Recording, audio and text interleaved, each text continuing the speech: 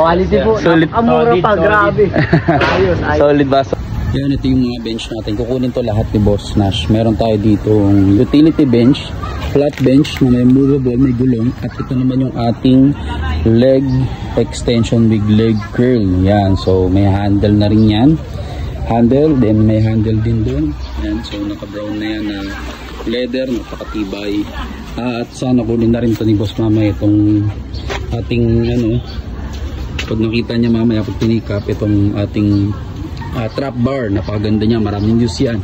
So ito yung mga equipment natin na kukunin niya. Waiting na lang tayo. Galing pa siya sa malayo pero nasa kahintahan na siya banda. So hintayin natin mamaya yung kanyang pagdating. Pumper ka lang ako Mumbai. Yan, okay, kasama ko kayo si Nash, pati yung kanyang team. Team, ano pangalan mo, boss? Si Nash, tapos si Road, pati po si Jersey. Jersey, tapos si Road. SK? Wow, SK kagawad. Balis, galing pa sila ng Cardona Rizal. Yan, dinayo tayo. Naka sila L300. Kinuha sa atin itong mga item natin. Meron tayong utility bench. Yan, so ito siya. Tapos flat bench. Yan, movable yan. Meron ng gulong yan. Tapos meron din tayo dito kinuha nila yung ating leg extension, big leg curl. Yan. Okay, so ano masabi ni boss? Ang ganda ng rate namin, namin dito, presyohan. Quality po. Solid. Amura pa, grabe. Ayos.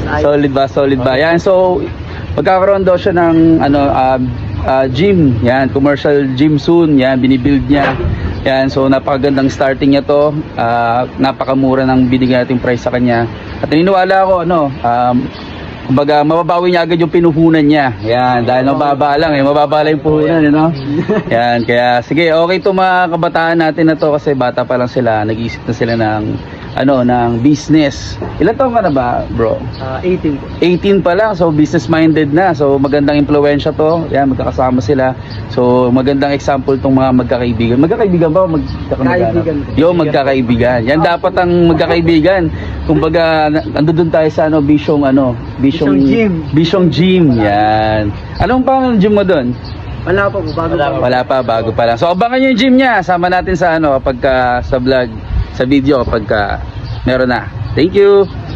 Okay, salamat.